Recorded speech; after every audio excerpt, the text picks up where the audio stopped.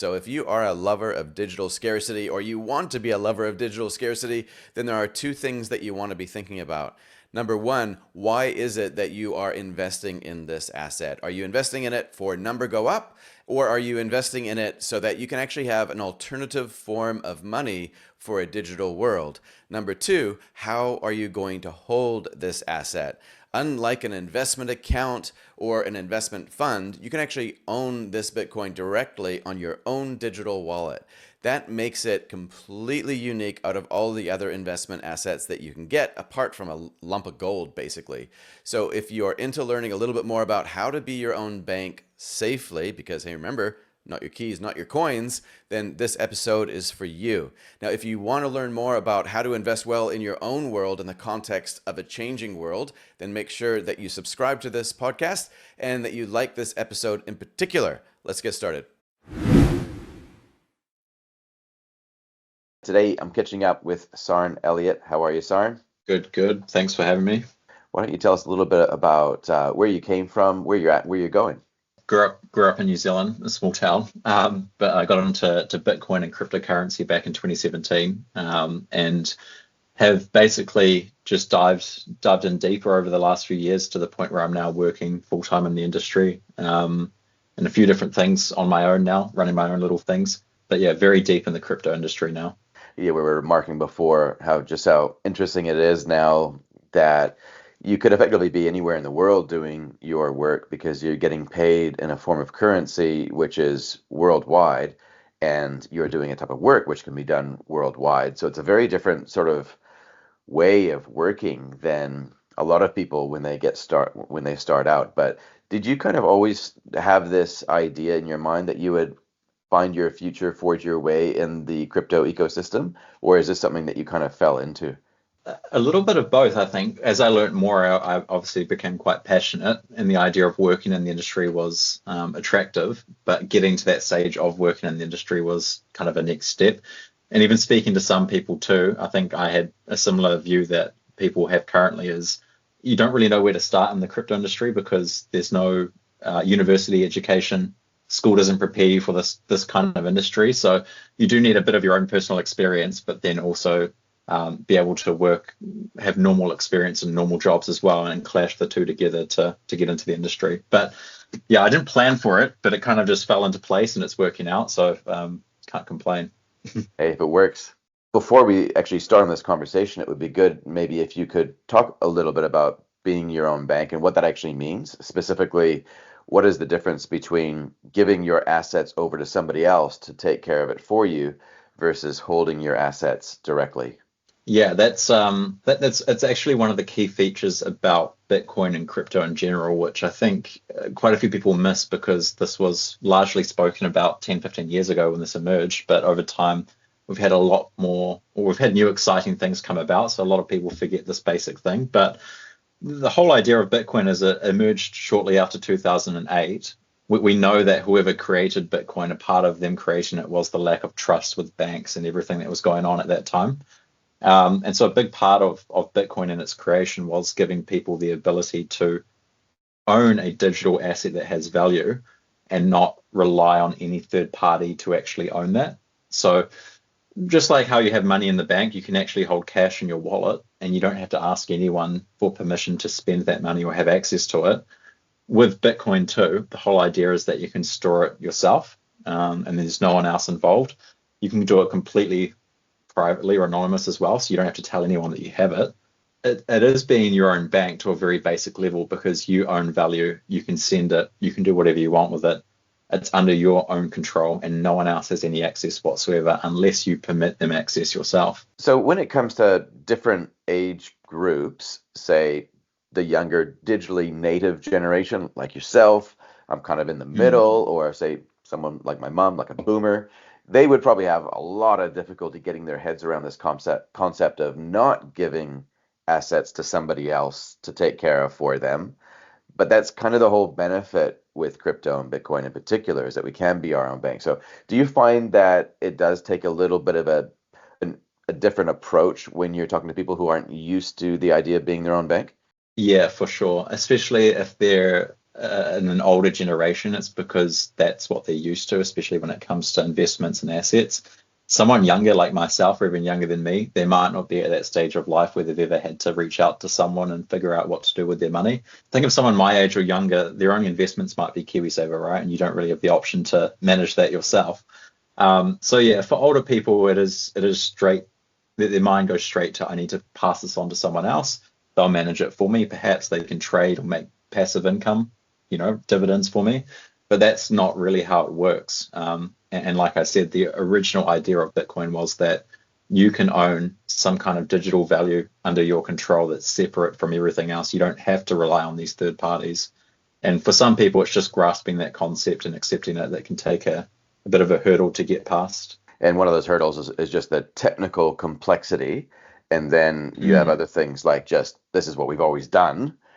And yeah, and I guess it's important, right? Because if there are dangers in this space, and one of the pathways to some of that danger is trusting other people to manage your assets, your digital assets.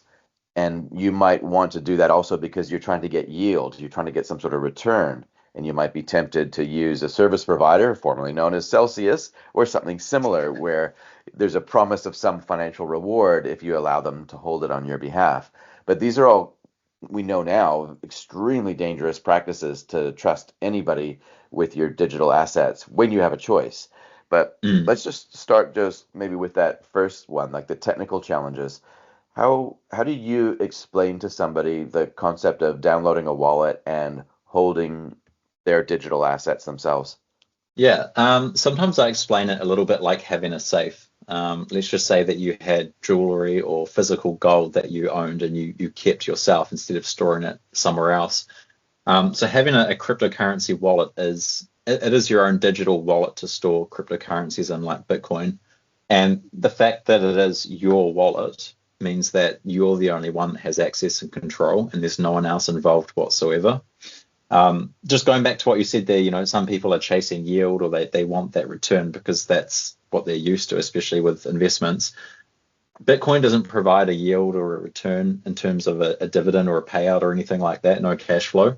But we have seen it appreciate in price a lot. So sometimes I compare it to gold just to help get that point across. Is if you owned a physical ounce of gold or block of gold, for example, and you stored it at home in your own safe, with PIN code everything privately, would you keep it in your safe at home where you had control, the PIN code to get access? Or would you be looking for someone on the street to take that off you and then try earn some yield off it and then pay you slowly? Very similar concept, right? So with the way you look at Bitcoin is it needs to be something of value because it is. And just because it's digital doesn't mean that you should hand it off to someone else like we do with a lot of digital things. This is actually a piece of digital scarcity that has real life value. And so you should treat it like something that you do in real life and physical value, like gold, for example. That is hard in and of itself, just understanding digital scarcity when we know that we can right click, copy, then paste infinitely.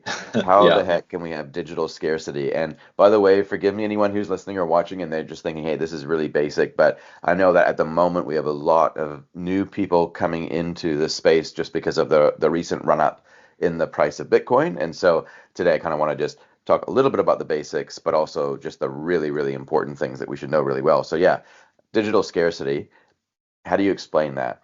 So that was really probably one of the biggest innovations that Bitcoin brought about was digital scarcity. People for decades, literally since the 90s, have been trying to figure out how to make some form of a currency that's digital and separate from governments. But that's always been the hardest thing, is how do you make something that people can't just copy or manipulate, especially if it's digital, right? So that's what Bitcoin has basically solved. It's a network, and the stronger the network is, the more difficult it is to affect or change. And Bitcoin is the strongest network in terms of crypto. And so it is completely scarce. There's only so many Bitcoin that can exist, and it's written in code. And this whole network around the world comes together, and they all agree on the same thing. And so therefore it can't be changed. It is a bit of a hard concept to explain because it is very technical. But the main idea is it's pretty much the first time in history that we have something that's completely digital. Anyone can take part in it, but you can't you can't make fake copies of it. You can't fake the system. You can't copy and paste Bitcoin and just have more of it. It is completely scarce, and you can't create it out of thin air. And that's partly why it continues to make headlines every couple of years. And that's why we still see Bitcoin today being the dominant cryptocurrency, because it does have these special features, and it was the first one to do so. Yes. I think it's just really hard, though, for us humans to get our head around this, though, that you can't actually get a bunch of smart people around a room to come up with an idea of, well, yeah, it's consensus. Everybody is agreeing that this thing has value and it's created so that it can be completely robust in this digital ecosystem and reliable. And I guess the more you understand of it, the more faith that you have in it. You don't have to take somebody's word on the fact that it works. There's no blind faith required. It actually can stand up to the scrutiny. You can actually do a lot of deep dives into the world of Bitcoin and discover that, hey, this is actually very reliable. Like, based on what you know, Sarn, and the research that you've put in, which is going to be way more than I've done, have you found that your level of confidence in this asset has increased over time? Yeah, it's insane. And I do question myself too, because I don't want to become an echo chamber. I know that some Yeah. people, they become religious to their investments, and they don't see any flaws. I do see a few concerns in Bitcoin long term, but short term, it's resilient and can't be changed. It's very strong. And back to that resilience thing, I think everyone's seen it in the news. You've seen the amount of articles calling Bitcoin terrible for the environment. It's a scam. It's dropped $50,000. It's dying. It's dead. Yeah. Yet every couple of years you'll see the news talking about it, because it's breaking all new time highs. More people are adopting it. And just recently this year we're seeing institutional adoption. Right, we're actually seeing funds in the States and the government now taking it seriously, to the point where politicians are trying to appease to crypto holders. So yeah, in terms of resilience, it's very resilient, and it's been attacked many times. Many huge organizations and people have tried to push it down, but it keeps coming back. So yeah, my confidence is very strong. And like any kind of thing that you invest in, right? If you don't know anything about it, you're basically gambling, is how I see it. Whereas if there is that knowledge, at least you understand what it is and how it works, and it's not a gamble; it's then an investment. Yes. Okay. How would you kind of go through this with someone for the first time when they're setting up their wallet specifically? And I'm just thinking about, say, for example, someone like a boomer, right? Like someone of my mom's age, right? She's in her 70s. How would you Right. help someone like that practically go through and set up their own wallet? Yeah, so you've got different types of wallets. It's all the same thing, but just slightly different forms. So a software wallet's usually the easiest and the best place to start. It's just an application or a program you download, and it will take you through step by step on how to set it up. And with a wallet, right? I mean, at the end of the day, there's only a few things that you need to do. You download the program, and you create a new wallet. And through that process, it will get you to write down 12 or 24 words. And those 12 or 24 words are a seed phrase. And so that's basically a master key to the wallet. It'd be like if you went out and bought a safe. I don't know if you've had a safe, or maybe a lot of people have, right? With the safe, you set up a PIN code, but quite a lot, or quite often, safes have almost an emergency master key in case the batteries die or you get the PIN code wrong, you can't get in. So with a crypto or Bitcoin wallet, those 12 or 24 words are your master key. And as long as you keep those to yourself, you don't tell anyone, you don't store it online, you don't take photos of it, you basically are your own bank. And that's the unlock key to do whatever you want with it. Crypto wallets aren't as complicated as people might think they are. I know me saying 12, 24 words, it starts to sound confusing. It's just a phrase, and all that is a password. Yes. So if you were just starting out, what would you recommend people do? Would they just go with the easiest user experience, or start off how you want to finish in terms of getting like the best, most secure wallet arrangement? Yeah, well, yeah, if you are just learning, you can always start with just a software wallet, because there's no cost involved. And then you set up the words, and you go through the process of understanding how things work. But then the right way to really do things is get a hardware wallet, which is a physical device like this, very small. But the two differences between a software and a hardware wallet is the software wallet, it stores everything on your computer or your device, right? Even the the private key, which is the thing that allows you to send or move your Bitcoin. It's kind of your master key.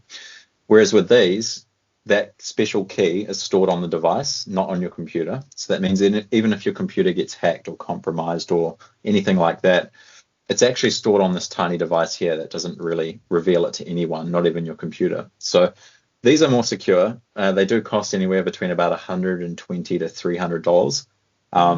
But for the ultimate security and to be able to actually store your digital value the right way, this is the way to go. But like I said, Darcy, they work in similar ways. So if you set up a software wallet, the application, the program, when you go through and set it up, it will give you 12 or 24 words to write down, and that's your master key. When you set up one of these, very similar process, it will give you 12 or 24 words, which is your master key. The only difference is all the information is stored on here rather than on your computer, the important information. And that's what makes it slightly more secure. So you can unplug that thing, and you've just reduced the possibility that if someone possessed your machine or grabbed your cell phone or whatever, there's no way they could hack into it because all the important information is on that device, which is now not connected to the internet in any way. Yeah, well, every wallet has it's called a private key, and it's basically think of a physical key, right? Let's just say I want to get into my house. I put the physical key in, turn it, and that opens the door. With a crypto wallet, to actually do a transaction, so send something out of it, you need that key, that digital key. A software wallet, which is the program, it stores a file on your computer, which is that key. Usually it's encrypted, so you can't just read it. It's encrypted, but it's still on your computer, so it's still there. And if someone can unencrypt it, they then have the key to your crypto. Whereas with these, the key is stored on a chip on these. And when I want to do a withdrawal or a transaction, my computer sends a message to this, and this says yes or no, and it sends the yes or no back to the computer. So at no point does the computer actually have the key. It's always stored on here. Yeah. And so the seed phrase, the 12 or 24 word seed phrase, that's what you could then, let's say, for example, you lost that device or you lost your phone with your software wallet installed on it, but you thankfully still have your written down seed phrase somewhere. What happens when that happens? Like you get a new device, you buy a new Trezor, for example, or a new Ledger hardware wallet, and then what? You just take those words, put them back in there, and everything's happy days again. Is that right? Correct. Yeah, that's a very simplified version of it. Those 12 or 24 words are basically a human readable version of that digital key. The digital key is a huge key or character. It's a string of code made up of characters. So very hard for us to remember or even type in if we need to, because it's horrible to read. Yeah. Whereas the 12 or 24 words in a certain order, it makes up a phrase, which is an easier version for us to use. And so, yeah, let's just say that I did lose this, or I ran it over, who knows. I could buy another one of these devices, put in my 12 or 24 words into the new device, and that would open up my crypto wallet with all my crypto, and I'm back to normal. And because of that too, basically those 12 or 24 words become your master key. So if you memorize those 12 or 24 words, you might never have to write them down, and it's only inside your head that has the access to them. So if you have $1 million in Bitcoin in one of these wallets, and you have only got the 12 or 24 words in here, you effectively have $1 million worth of value in your memory that no one else can get access to. So mind-blowing, isn't it? Yeah, it's a cool concept if you start to think of it in that way. It is a new way to store value. Yeah, and even just from a security point of view, I guess, depending on how creative you are, you could come up with a poem or a story or a song even out of those words. Just don't write it down anywhere electronically and don't sing it out loud. But I guess you could kind of teach it to yourself and just say it over and over again until you felt confident you actually had a mind you, then again, I'm just thinking of some horrible dystopian scenario where you get drugged to tell the truth one day in the future and you blurt out your seed phrase, right? So I guess there's trade-offs everywhere you go with this sort of thing. Oh, that's a thing too that I've heard someone say on a podcast before. If it ever got to that point where someone kidnapped me and wanted my seed phrase to take my Bitcoin, well, if it's only in my head, either I give it to them and they take it, or they do whatever they want to me, I never give it to them, and nobody wins at all. Yeah, it's good. You know what Very I mean? good theory. Yeah. Yeah, it's once again completely in my control to actually hand over access if I want. It's not something that can be physically forced or confiscated from me, Sure. unless I then choose to verbally explain it and pass it on. Do you have to have the same brand or type of wallet to be able to restore from your seed phrases? No, so it's a format basically. Some wallets you do, some you don't, but it's a universal format, so you don't need to. Yeah. Okay. No, Yeah. that's good to know. So once your wallet is set up, you're going to go through your setup stages and you're going to copy down these seed phrases. What are just some of the things that people should be aware of when they're copying down these seed phrases? You've alluded to it before that there shouldn't be a digital copy of this.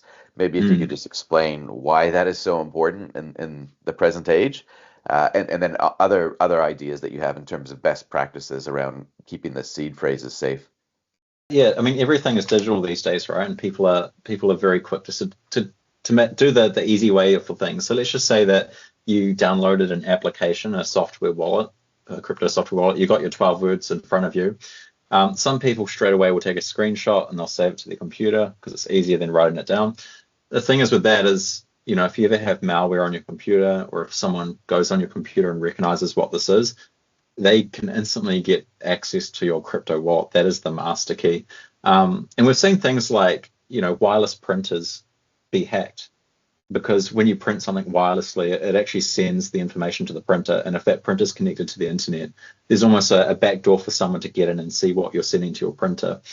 So it's highly, it's recommended in cryptocurrency that you just write things down on physical paper and you keep it hidden. Don't keep it stored digitally. And even like I said, some people, they might take a quick photo of the 12 words and store it that way on their phone. But a lot of phones these days, like iPhones, they automatically back up every photo to iCloud. Or even, Android phones, they try to get you to back up to the Google version of the iCloud. And all you need is a leak. Somehow iCloud gets hacked or a data breach. And if your photos are leaked, you only need someone to figure out what the 12 words mean. And then your crypto funds are in someone else's hands.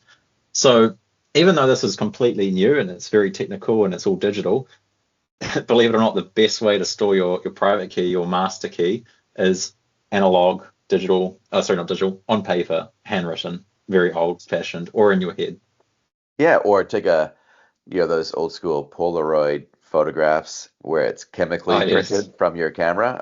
I know I did that once as a backup of a backup, right? But like Yeah. there's other cool innovations like those cases where with the metal words in it that you can put it in that so it's quite durable. Um, but yeah, like that is really ultra important. And would you go so far as to say that periodically people might want to consider just going through a bit of a checklist where they're testing their seed phrases and maybe even moving their assets onto another wallet just to kind of move on and delete the old passphrases and set up a new one occasionally? Just is that a good idea, or does that introduce more risk just in the process of change? Because every time you move it, you open Mm, up the possibility of a bit of an error, right? So, what would you say to yeah. that? I think if you've got your passphrase written down, and most wallets, when you write down the passphrase, once you hit next or continue, it will take you to the next step, and it will actually test that you've written it down and you've got it right. So some wallets will get you to repeat all of the words. Some might only check, what's your second word, what's your 10th word, because a lot of people back in the day would just skip this, skip, and then eventually they do need that master key because they've made a mistake or their computer died, who knows, and they don't have it. So for myself, I think if you've tested your seed phrase and it works, and you've got multiple copies and it's all hidden and everything, um, don't really need to test it so much. It's almost like a last resort. These words, they are the master key, but they only come into place when you really need them, where you've made a mistake, you can't get access, you've forgotten a PIN code or something like that. They're kind of the last resort. Yes, got it. And I guess if you were starting out, you're not really going to want too much complexity, but having Mm, more than one wallet and diversifying it across more than one pot, that's an idea. But then also multi-sig or multi-signature solutions at a really high level, because I know that might not be appropriate for people just starting out. But at a mm. really high level, can you just explain the concept of a multi-sig wallet? Yeah, so a multi-sig wallet means multi-signature. And so when I say when you want to do a transaction or send Bitcoin, for example, you need that key to basically unlock to send the transaction. That's basically called a signature. You're signing access, or you're signing permission to make the transaction happen. So a multi-signature wallet is basically multiple different keys that need to come together to make one transaction happen. So for example, let's say I set up a wallet and I wanted Darcy to be someone that owns one of the keys and he has to sign to make sure a transaction happens. If I want to send Bitcoin out of this wallet, I can't do it alone. I need Darcy with his 12 or 24 words and his access to also approve that to make it happen. It's a cool feature, but for most people, it's probably not something they would use. Just think of it as taking a key, you split it up into maybe three separate keys, and you need to bring all of them together to make the one key to actually work. Yeah. Superpowers unite, right? It's like it's the ultimate comic book theme coming into play. All right, so Sarn, it sounds pretty complicated when we go through all of the complexities of seed phrases and backups and all that sort of stuff, but we're highlighting some of the technical details here, knowing that it is actually fairly simple once you get it set up.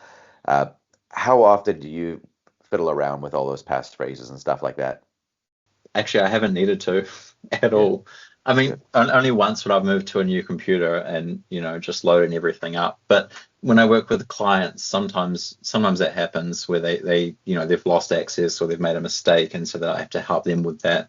Yes. Um, but yeah, it's not that hard. Like I said, it's just 12 or 24 words, and that little bit of work of writing these down and keeping them safe or understanding how it works, that's the only cost of being your own bank and owning your own digital value that no one else can touch or control. That's all it takes just to be your own bank in crypto.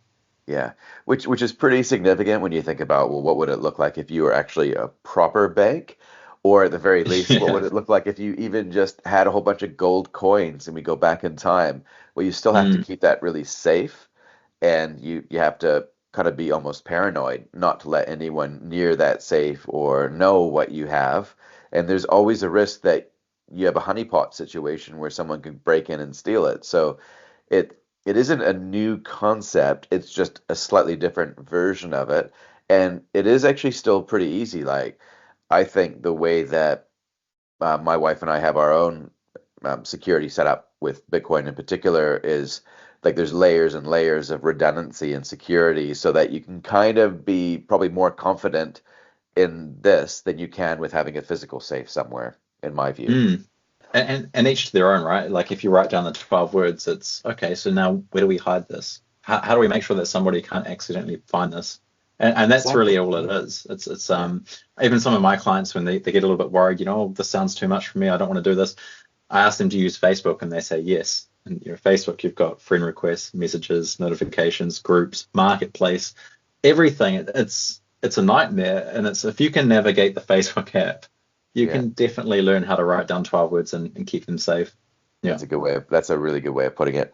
Okay, now we're gonna do a quick demo here soon where I'm going to buy some equipment off of you because you're going overseas soon, and I'm going to give you some Bitcoin to buy some stuff, and we're gonna do the deal right now, even though we're not in the same building.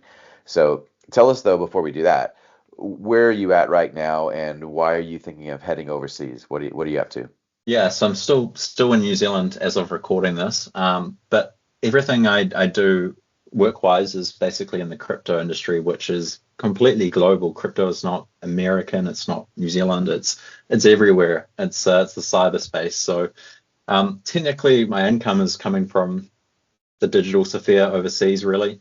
And so there's not really anything keeping me in New Zealand. And a lot of my peers my age, they've all gone off, done OE. Some have actually moved overseas. They fall in love with certain countries. Maybe they meet people. So a big part of that is an experience, but also because this industry is global, Yeah. there's not too much to stay in New Zealand for if you are completely crypto based. It's pretty cool. It's really cool to see a legitimate use case for crypto. And I'm thinking specifically about the fact that you can kind of be anywhere, you could be doing Mm, anything, and you don't have to shut down bank accounts and set up new bank accounts.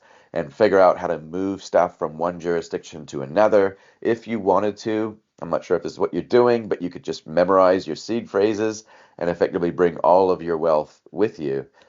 Mm. I just think that's the best thing ever. But one of the coolest features that I think is pretty cool is that you can actually transmit value. Like if you can see somebody anywhere in the world through a screen, you can transmit value by using your camera app on your phone. And I've got my Bitcoin wallet open here, and I'm going to send you some Bitcoin to buy some LED lights because I need some new lights here. And we've already discussed how much I'm going to be paying you here, but do you want to just uh, maybe share your screen, show me what your QR code is, and I'll fire some sats through to you. Tell me when you can see this.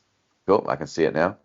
Cool. So this is a software wallet, like I spoke about. It's just a program, and all I need to do is go receive because I want to receive Bitcoin, Yes, and then it pops up with this QR code here, yes, which is just for this code, which is my wallet address. So if you're watching this and you've never used crypto, it's basically my bank account number you could compare it to for this wallet. So if Darcy sends any Bitcoin to this address here, this code, it will land on my side of my wallet, and then it's mine to use and do whatever I want with.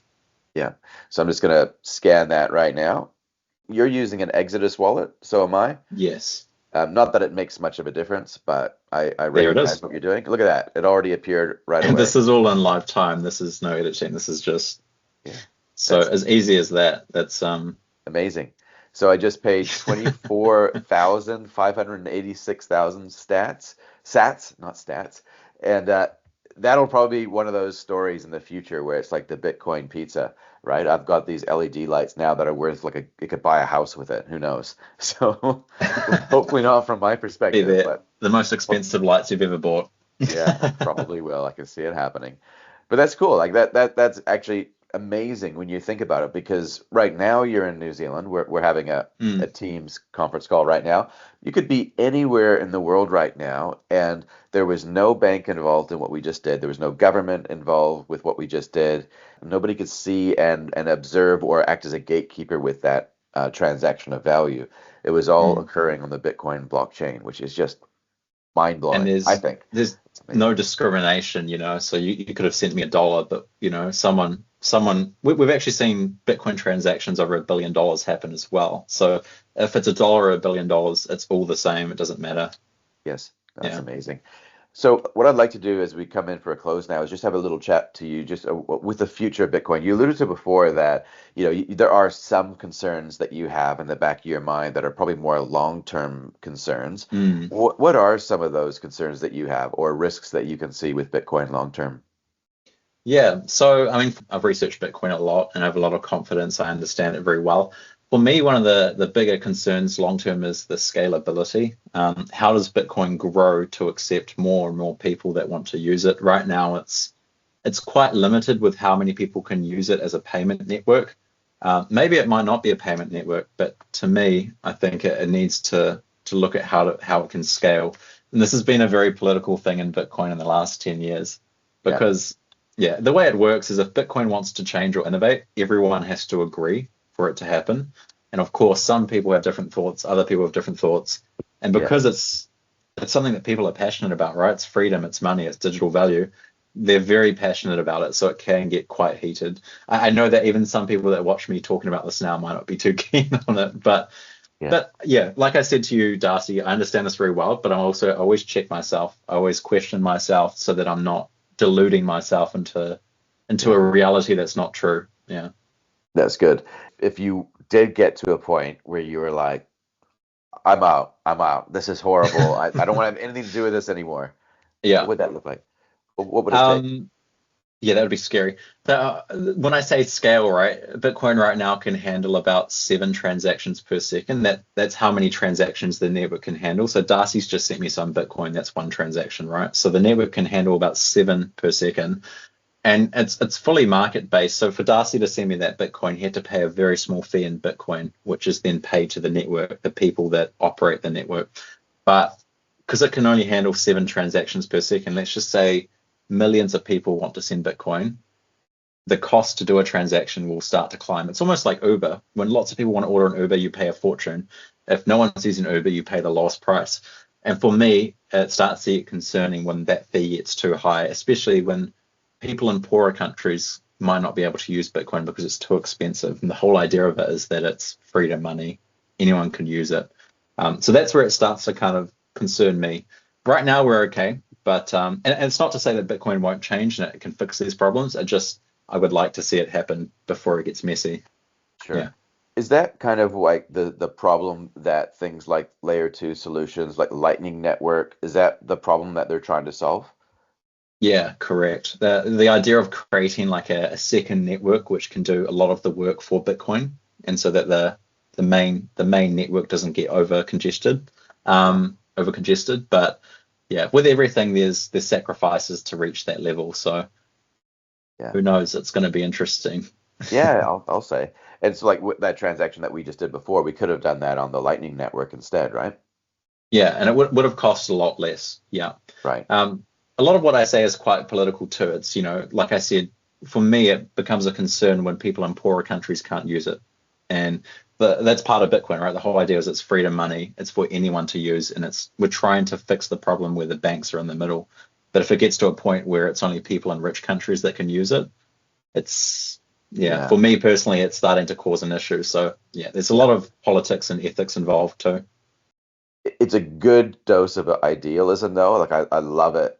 I love the idealism that comes along in the Bitcoin camp because Mm, it's all centered around people. And as soon as we get further away from that, and even things like the Bitcoin exchange traded fund that was approved earlier this year, the Bitcoin spot ETF, that is awesome for number mm. go up, right? It's amazing just to see that Yeah. new money come in and just the legitimacy that that has created within this ecosystem. Like that's amazing. But yeah, like if this really was born out of, in a sense, like this Occupy Wall Street movement or this Mm. rebellion against the status quo that was letting the people down, then I guess that is the risk that it somehow gets captured by traditional finance and it doesn't, it's not as free as it used to be. I still kind of have Yeah. faith. Maybe I'm being a little bit too idealistic myself, but I still kind of have faith that, hey, maybe those that do try to contain it will pay a price somehow because it is autonomously, it exists and it can't be shut down. We've seen that. And so if you do try to manipulate it, well, you're probably going to pay a price. Yeah, yeah. The people that have tried to attack Bitcoin or take it down, they end up losing. Yeah. Yeah. With what you do, crypto consulting, Mm. tell people, speak to the people that you can help and tell people how to get a hold of you. Yeah. So a lot of what we do is help people get over that technical hurdle and help them get to the point where they're confident enough that they can do it on their own. Because the whole idea of crypto is that it's your own bank, like we've spoke about. And so we want to take away the lack of confidence or the feeling of having to rely on other people to manage the funds or look after it or help you. And we do so very professionally. We're very anonymous. And even like when we help a client set up their wallet, when they get to the stage of writing down those words, we leave the room. It's your wallet. We have no involvement whatsoever. So same thing too. We're not there to give you financial advice. We're there to help you understand how it works and get you confident with managing it yourself. Um, Yeah. yeah, even like just trying to think of it, let's just say that you had someone that had never used a bank account, never used a credit card. I wouldn't be the guy that tells you what to spend your money on, but I'd explain to you what the 16 digits on your credit card mean, how to use them, and how important it is that you keep those private and you don't just post it online or something like that. So Exactly. yeah, a lot of it's helping people get confident. We can help with different things, but we're not financial advisors and we can't tell you what to buy and when to buy. Yeah, no, I think that's good. And I love that example of the credit card because we're so used to the idea of a credit card, aren't we, that we probably don't need anyone to explain it to us. Mm, But when you think about it really carefully, it is pretty complex, right? Like there's a lot of moving parts. You have to apply for the credit limit, and sometimes you might not even get it. It has to be affiliated with a bank account. So if you can't get a bank account, well, you're not going to get a credit card.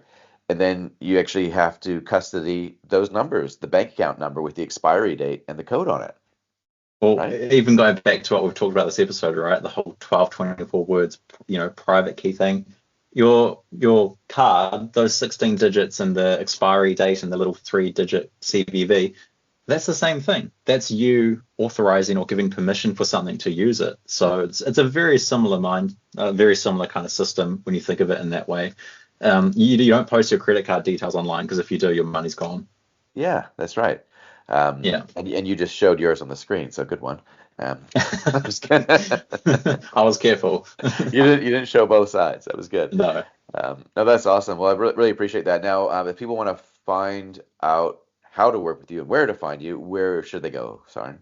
Crypto Consulting NZ. There's not really anyone else in the country doing this to the extent we are. Yes. And you'll see our faces, including mine, on the website when you arrive. Yes. Are you getting busier now that we are at all-time highs with Bitcoin? Yes, yeah. We go from maybe a few inquiries a week to 5 or 10 a day as soon as the market moves. So people are very emotionally driven into quickly getting started once they see it moving. Yeah. Get in contact with Sarn if you need more like hand holding or more direct help in your situation, or do the online course, which there'll be a link into the notes, completely free. Jump in there and you'll be super confident at the end of it. Awesome. Really appreciate that, Sarn, and all the best for your travels to Asia. Thank you. I think the next year will be very exciting in crypto as well. So let's see what happens. I think so. Good on you. All right. Cheers, Sarn. Thank you. Cheers.